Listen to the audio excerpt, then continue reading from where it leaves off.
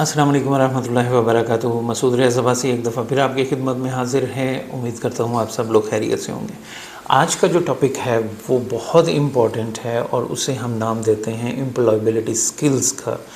और ये employability skills के बारे में जानना बहुत ज़रूरी है, स्पेशली वो लोग जो ऑलरेडी जॉब कर रहे हैं और प्रमोशन के लिए अपने आप को तैयार कर रहे हैं, या वो फ्रेश ग्रेजुएट जो अपनी क्वालिफ़िकेशन, अपनी तालीम पूरी कर चुके हैं और अब जो नेक्स्ट स्टेज है, जो जॉब हंटिंग स्टेज है, उसके लिए अपने आप को तैयार कर रहे हैं।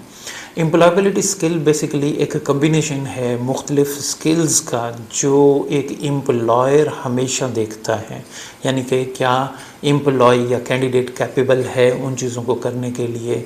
तो ये सारी ऑब्जर्वेशन भी हो सकती हैं, on the basis of assessment भी हो सकती हैं, इंटरव्यू में भी डायरेक्ट पूछा जा सकता है।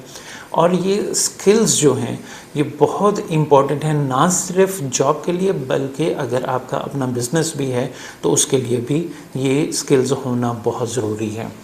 इन स्किल्स में मैं बता देता हूँ एक एक करके। पहली जो हम स्किल्स देखते हैं उसको हम कम्युनिकेशन का नाम देते हैं कि how good you are in communication. ठीक है, जब आप ईमेल करते हैं, किसी से गुफ्तगू करते हैं, तो आपकी वोकैबुलरी किस तरह की है, आप किस तरीके से एड्रेस करते हैं, किस तरीके से आप चीज़ों को जो है मैनेज करते हैं इन टर्म्स ऑफ मैसेज। तो ये एक पहली स्किल है जो कि बहुत इम्पॉर्टेंट है, जो कि किसी लेवल पे भी इसकी रिक्वायरमेंट होती है और किसी भी लेवल पे जो है इसकी ज़रूरत होती है। सेकंड जो है टीम वर्क। जब एक एम्प्लॉय किसी ऑर्गेनाइजेशन में जाता है तो वो अलोन नहीं होता, वो एक फैमिली का मेंबर कंसीडर होता है, ठीक है ना। और देखा जाता है कि वो उस ऑर्गेनाइजेशन में किस तरीके से जो है काम कर रहा है, स्पेशली जब उसको टीम मेंबर्स दिए जाएं तो उसका टीम वर्क कैसा है, ठीक है ना। तो इस चीज़ को भी ऑब्ज़र्व किया जाता है कि उसकी टीम वर्किंग किस तरह है, टीम लीडर है तो किस तरह है, ठीक है ना। अगर टीम का मेंबर है तो वो उस चीज़ को सही तरीके से अपनी रिस्पॉन्सिबिलिटी को पूरा कर रहा है या नहीं कर रहा। इसी तरह है नेक्स्ट जो है प्रॉब्लम सॉल्विंग। प्रॉब्लम सॉल्विंग जिस तरह टास्क बेस होते हैं, how active you are to solve the problem. देखिए, आपको मैं ऑनेस्टली एक चीज़ बताऊं कि अगर आपने आगे ग्रो करना है या प्रमोशन के पॉइंट ऑफ व्यू से देख रहे हैं तो आपको चैलेंजेस को हैंडल करना आना चाहिए। अगर जितने आप जो है चैलेंजेस को हैंडल करते हुए आगे निकल सकते हैं तो ये एक बहुत बड़ा प्लस पॉइंट होता है आपके लिए। एम्प्लॉयर भी इस चीज़ को ऑब्ज़र्व कर रहा होता है कि ठीक है, ये अगर कोई मुश्किल चीज़ आई है तो मुझे पता है कि मेरे पास कौन है या ऐसा कौन सा टीम मेंबर है जो इस चीज़ को हैंडल कर लेगा।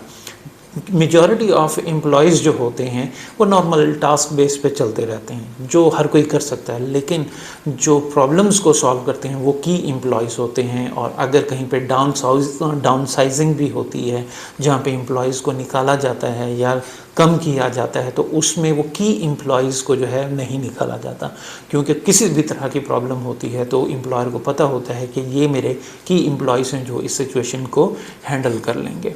इसी तरह नेक्स्ट जो है वो प्लानिंग एंड ऑर्गेनाइजेशन होती है कि आप अपने वर्क को किस तरह प्लान करते हैं, अपने आप को किस तरह ऑर्गेनाइज करते हैं। आपके पास सुबह से शाम तक कस्टमर आते हैं या ईमेल्स आ रही हैं, आप किस तरीके से उनकी प्रायोरिटी किस तरीके से अरेंज करते हैं, क्या चीज़ें अर्जेंट हैं क्या नहीं हैं, किस तरीके से ये सारी चीज़ों को अलाइनमेंट करते हैं। ये जो है प्लानिंग और ऑर्गेनाइजेशन में आता है। Learning, how good you are in learning, ठीक है, ये चीज़ें भी बहुत इंपॉर्टेंट हैं। आपकी लर्निंग जो है कहीं पे अगर रुक जाती है तो इसका मतलब आपकी ग्रोथ रुक जाती है।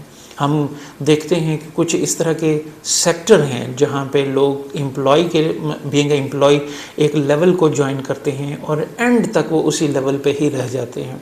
उसकी डिफरेंट रीज़न हो सकती हैं। एक रीज़न जो है वो लर्निंग भी होती है कि वो एफर्ट नहीं करते, लेकिन जैसे जैसे हम लर्न करते जाते हैं हमारे पास अपॉर्चुनिटी जो है वो बढ़ती जाती है, हमारे पास आगे बढ़ने के चांसेस जो हैं वो हायर होते जाते हैं, इंक्रीज़ होते जाते हैं।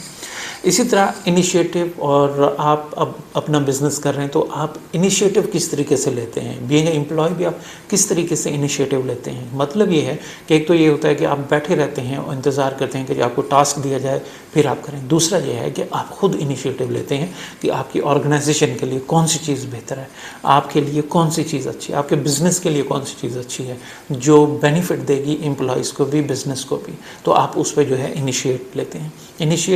जो बेसिकली एक ये जो स्किल है इसकी बहुत ज़रूरत है, स्पेशली जब हम देखते हैं आजकल के सिनेरियो में बिजनेसेस जो हैं वो क्राइसिस में होते हैं, तो आपके पास ये अगर स्किल है तो आपके पास अल्टरनेट्स आ जाते हैं, ऑप्शंस आती हैं कि हम अगर एक साइड से मार खा रहे हैं, बिजनेस डाउन है, तो दूसरी साइड जो है वो आपको उठा लेगी। फिर इसी तरह सेल्फ मैनेजमेंट है, आप अपने आप को किस तरीके से डिसिप्लिन जिसे हम कहते हैं वो किस तरीके से मैनेज करते हैं। फिर इसी तरह सबसे इम्पॉर्टेंट जो है टेक्नोलॉजी, आईटी स्किल्स, ये बहुत इंपॉर्टेंट है। आजकल हम देखते हैं कि हर चीज़ जो है वो आईटी बेस है। इंडस्ट्री भी, आपके ऑफिस में आपका प्रिंटर, आपके लैपटॉप, आपका सरफेस, आपके प्रेजेंटेशन, एवरीथिंग जो है वो सारी ऑनलाइन चल रही हैं, आईटी सपोर्ट चल रही हैं, आपके टूल्स भी आईटी सपोर्ट चल रहे हैं।